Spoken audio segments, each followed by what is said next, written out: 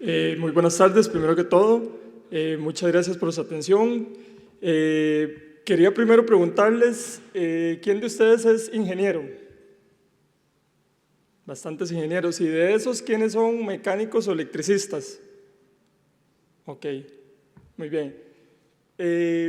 Para dar la justificación de la pregunta y del tema en general, me refería a esa pregunta porque la presentación lo que quiere lograr al final de cuentas es presentar una serie de aspectos técnicos que dependiendo del background que tengamos, muchas veces puede ser trivial para nosotros, en muchos otros casos no precisamente puede ser trivial, para que al final de cuentas veamos y conozcamos esa serie de aspectos o de parámetros y de variables que nos van a facilitar o nos van a permitir tomar algunas decisiones en el ámbito de la energía cuando administramos una oficina.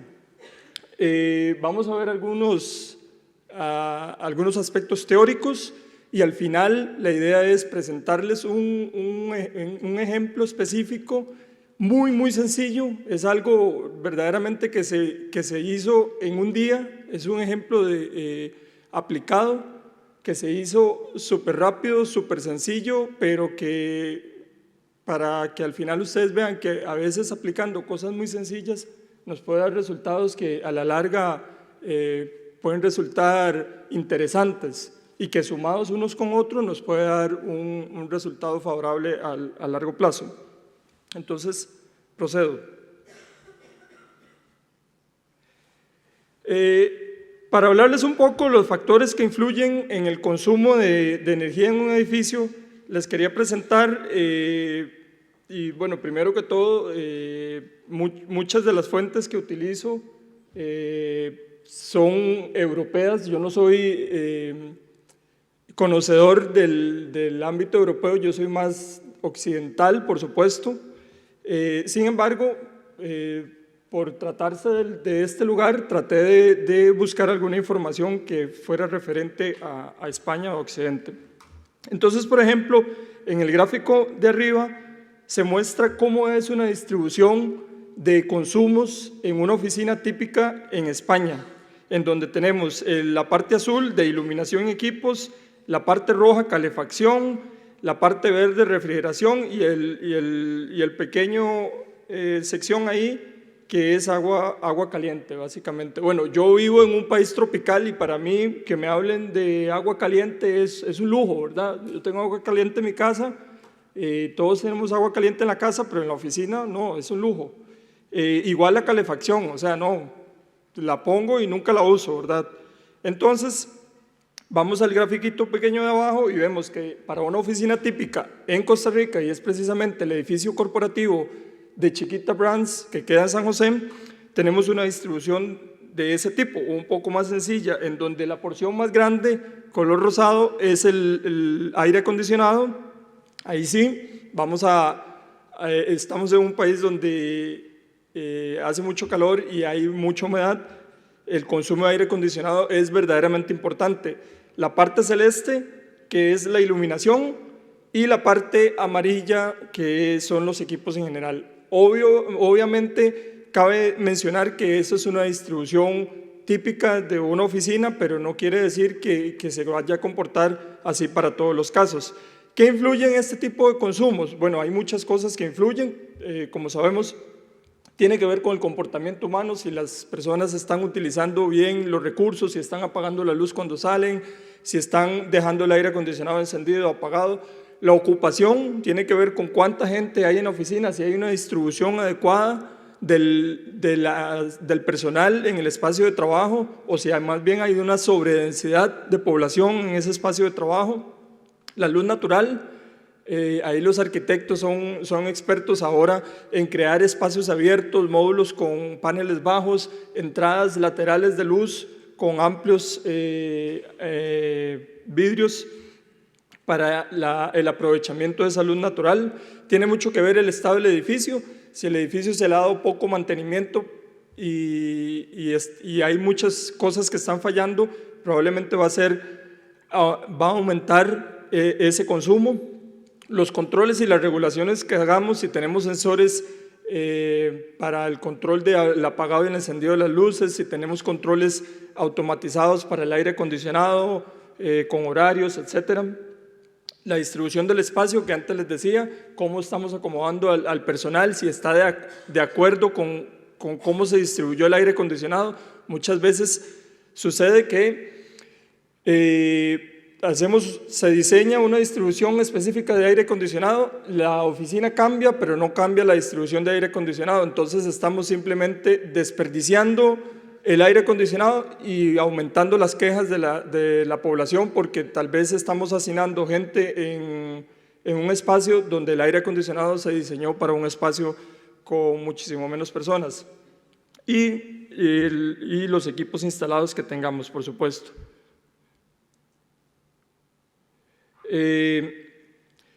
En la mayoría de los países, y es el caso de mi país, se cobra la tarifa eléctrica industrial, se cobra la energía tanto como la demanda.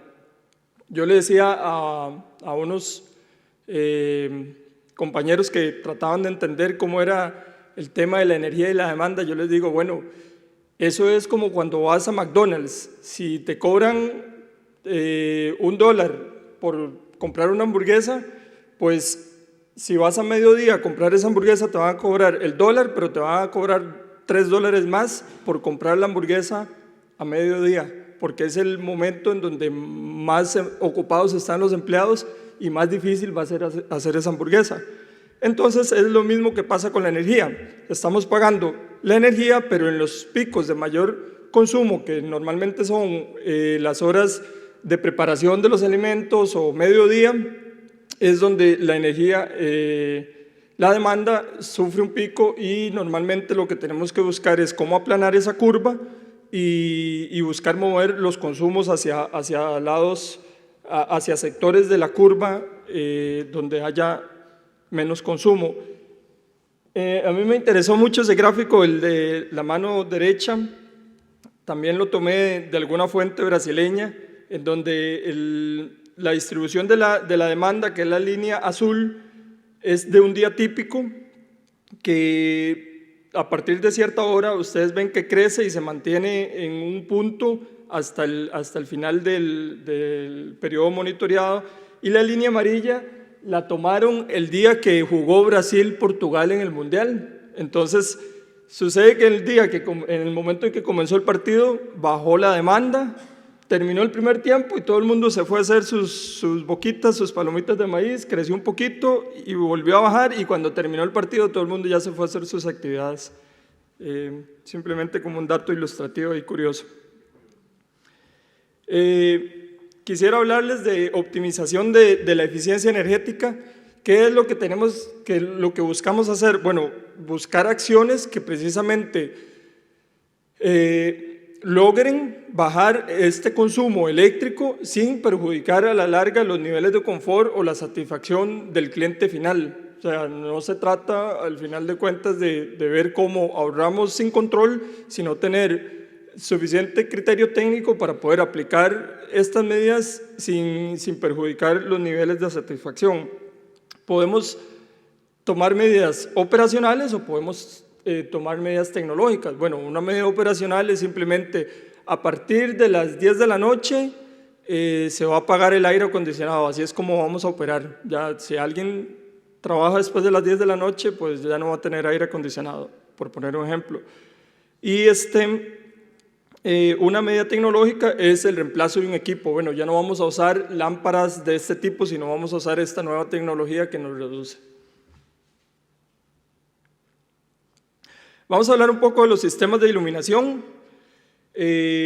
Básicamente, para los que no tienen un poquito más de familiarización con los sistemas de iluminación, quería presentarles nada más estos tres conceptos, que es el de lumen, el lux y la temperatura de color. El lumen es la capacidad que tiene un artefacto o un bombillo o un tubo o cuánta luz es capaz este dispositivo de darnos.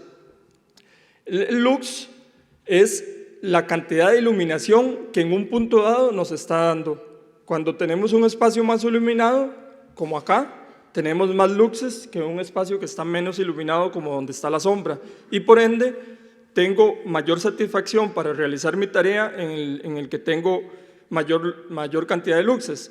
Obviamente también tenemos que conocer el parámetro, porque no queremos dar todos los luxes que se pueda, porque va a haber también problemas de más iluminación de la cuenta y más gasto de la cuenta.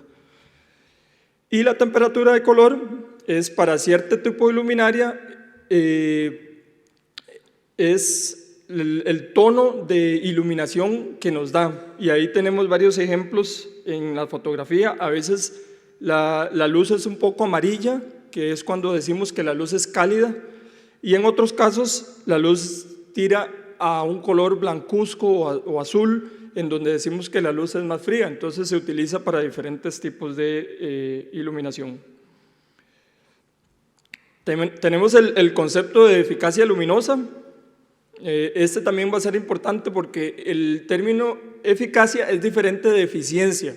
Tenemos que tener claro que la eficiencia nos dice qué tanto nos entrega un equipo en potencia basado en lo que gasta ese equipo en potencia, pero este término de eficacia luminosa nos va a decir, basado en la potencia que este bombillo necesita para trabajar, cuántos lúmenes me va a dar. Entonces, entre más alta esa eficacia, va a ser más capaz ese artefacto o ese dispositivo de darme la misma iluminación gastando menos. Y el índice de reproducción cromática me va a decir que la capacidad de ese dispositivo de iluminación para reproducir los colores tal como la realidad. Ahí vemos abajo 3 ejemplos de iluminación y vemos que, por ejemplo, un bombillo incandescente nos da índices de iluminación casi perfectos. Okay. Ese simplemente es una tabla donde el fabricante nos puede dar la información de cuánta potencia requiere un bombillo y cuántos lúmenes me da ese bombillo, o sea, o un bombillo, una lámpara o un tubo fluorescente. Podemos decir que un tubo es de 32 watts, pero comparar dos tubos de 32 watts, uno que me dé 1000 lúmenes y uno que me dé 500 lúmenes, va a tener parámetros de eficacia diferentes. Y también importante reconocer cuál es la vida útil de ese dispositivo, que no es lo mismo que la vida media. La vida útil es cuánto tiempo me va a durar ese dispositivo dándome la luz que el fabricante me dijo que me iba a dar antes de que empiece a decaer en números más bajos.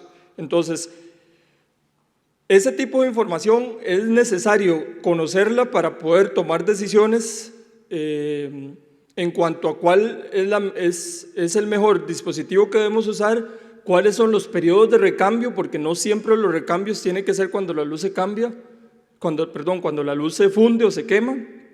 Y yo no les puedo decir en este momento cuál es la mejor estrategia, porque eso depende mucho del tipo de espacio que están iluminando, va a depender mucho del tamaño del espacio, del tamaño de la oficina, de los gastos que ustedes tengan, del presupuesto, del grupo de personal de mantenimiento que tengan, de la cantidad de veces que tengan que estar cambiando, pero basado en ese tipo de cosas se pueden tomar decisiones. Y a veces es curioso porque se toman decisiones en donde, bueno, voy a cambiar una vez al año todas las bombillas, porque me sale más barato.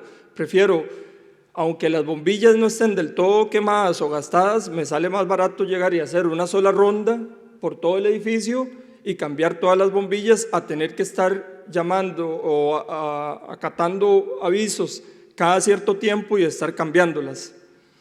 Para darles un ejemplo en específico, precisamente hace como un mes, un personal que me da soporte en una recepción, en iluminación, me decía, mira, es que cada vez que se me gasta aquel bombillo de allá, se me quema, yo tengo que armar un andamio y me cuesta, qué sé yo, $500 armar el andamio por cambiar un bombillo que me cuesta $20.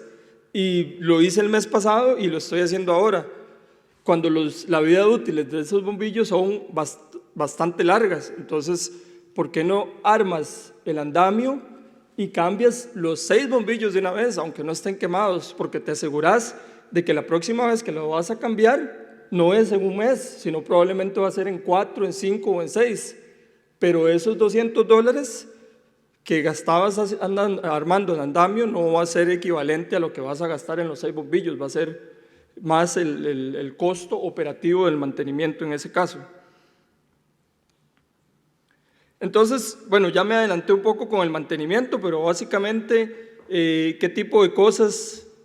Muchas veces pensamos que a un sistema de iluminación no se le da mantenimiento, pero los bombillos, las luminarias, los reflectores, los tubos fluorescentes se ensucian, se llenan de polvo, se deben limpiar, se le reduce el flujo luminoso. Muchas veces el bombillo o el tubo todavía está operacional porque se ve todavía encendido, pero las puntas se le ven negras. Entonces, ahora más tarde vamos a ver un gráfico donde me dice que el equipo está funcional, pero no me está dando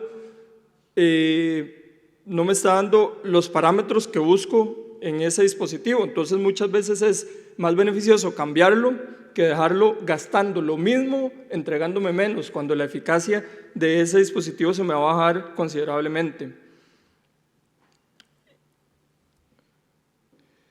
Les soy sincero, esta norma no la conocía antes de venir acá. O sea, cuando estuve haciendo la investigación, conozco la norma de mi país, la INTECO, la apliqué en el ejemplo que les voy a explicar. En mi vida la había visto, sino hasta hace unas semanas. Investigué y esta es la norma que usa la Unión Europea. Es un libro como de 50 páginas por ahí, pero bueno, de repente quería poner esto donde me especifica que para cuál es la iluminación que debo tener para ciertos espacios de trabajo. Entonces, les puedo decir que un número clave que se usó en el ejemplo es 500 luxes para un espacio de trabajo, para un escritorio, y 200 luxes o 300 luxes para un espacio, un pasillo o un lugar donde el colaborador se levanta, va a sacar una fotocopia, camina de un lado a otro. Podemos manejar 200 luxes. Esos fueron los dos números que se manejaron para el ejemplo específico. Luego tenemos algunos índices cuáles son excelentes, cuáles son muy buenos, en qué rango anda también la temperatura, cuándo es cálido, neutro y frío. Pero bueno, eso tal vez en este momento no impacta tanto en el ejemplo. Ok, esa es la parte de iluminación. Ahora les voy a hablar un poco de la climatización. Como les decía, el tema de climatización en las partes subtropicales es un poco más complicado porque como la mayoría de ustedes saben y yo poco sé, los inviernos hay que proveerse con fuentes de calor para el invierno. Eso no pasa en mi país, simplemente es el tema de aire acondicionado. Entonces voy a referirme única y exclusivamente al tema del aire acondicionado, que también está en el ejemplo. ¿Qué aspectos debemos tomar para tomar decisiones en cuanto a reducción de consumo de aire acondicionado? Bueno, las ganancias térmicas, por dónde estoy perdiendo calor, puertas abiertas, rendijas, aperturas en paredes, etcétera, pérdidas de aire acondicionado por algún lado. Estamos usando los equipos más eficientes. La tecnología va aumentando y cada vez nos va dando equipos con muchísimo más eficiencia, y los equipos que tenemos, a pesar de que les damos mantenimiento, van perdiendo eficiencia. Ya no es la eficiencia que viene en la placa, sino que vamos perdiendo eficiencia. Entonces llega cierto momento donde tomar la decisión de cambiar el equipo va a impactar de manera importante en los costos y en los gastos operativos que vamos a tener, y donde podemos lograr una recuperación de una inversión basado simplemente en cuánto vamos a ahorrar en consumo por el cambio de esos equipos a equipo más eficiente. Además de que esta investigación y este avance en la tecnología está también dándonos refrigerantes, el uso de refrigerantes más amigables con el ambiente. El control de la operación, cómo estamos operando los equipos, si están apagando, encendiendo, si los estamos dejando para que todos lo manipulen o tiene un solo operador, que si tiene horarios programados, que si tenemos, muchas veces no tenemos termostatos programables, pero sí tenemos a la persona de mantenimiento que tiene que encenderlos a tal hora y apagarlos a tal hora. Mejoras en el rendimiento del sistema y mantenimiento adecuado, que si tienen el aislamiento necesario, que si, no sé, cosas como esas. Esta filmina me gusta mucho. Estaba ansioso por llegar aquí. Me imagino que pasa en todo lado, porque hasta la misma ASHRAE lo recomienda. Cuando hay más hombres que mujeres, el aire acondicionado tiene que ser un poquito más fuerte que cuando es al revés.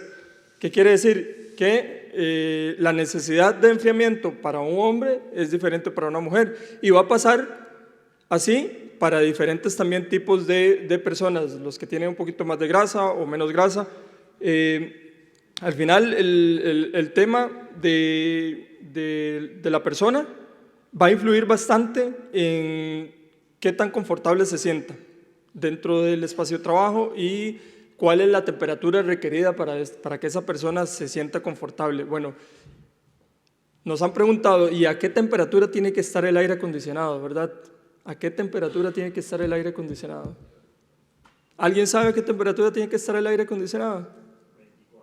24. Bueno, esa es una pregunta que a mí me hacen a cada rato. ¿Y a qué temperatura tiene que estar el aire acondicionado? 24 es un número excelente. Ese es excelente y es precisamente, insisto con lo del ejemplo, pero es precisamente parte de lo que vamos a ver en el ejemplo. En este gráfico lo que vemos es cuál es la zona de confort. Esto se lo inventó un arquitecto de Hungría, pero también tiene, por supuesto, tiene soporte técnico. La ASHRAE también tiene una norma que nos da una serie de parámetros para definir esa zona de confort.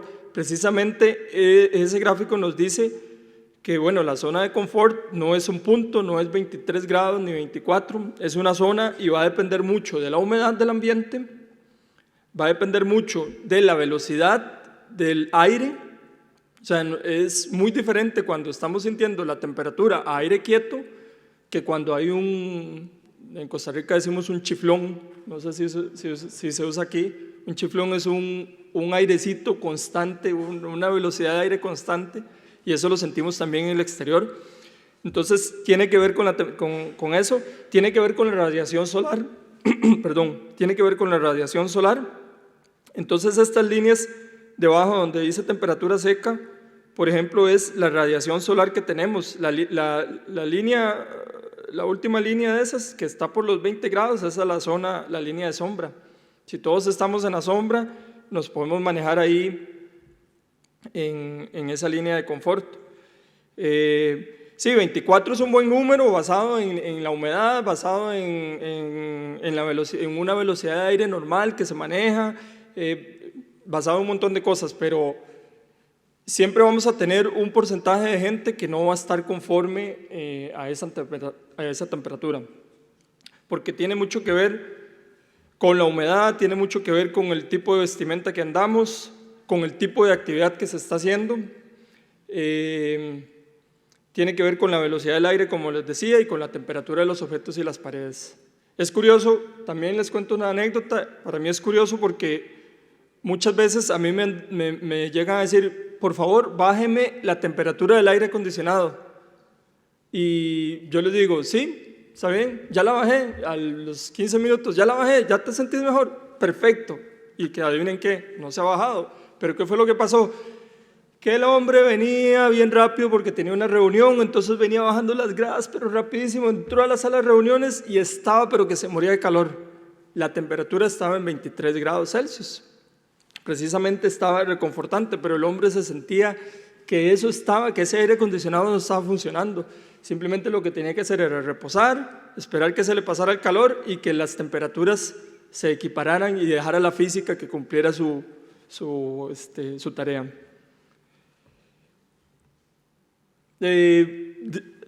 Tipos de aire acondicionado hay un montón, no me cabría en esta filmina para decir, pero quiero describir tres.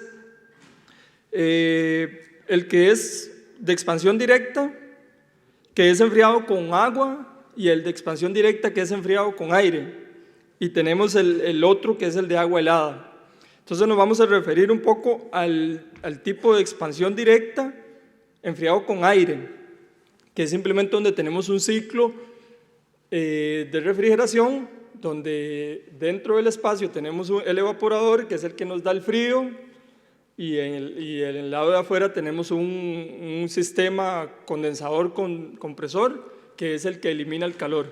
Y el compresor va a cumplir la tarea de acuerdo al termostato que tengamos y de acuerdo a la temperatura que le estamos diciendo. Cuando le estamos diciendo 24 grados, él, si está más caliente, va a empezar a trabajar, va a operar, y cuando llega a 24 va a parar.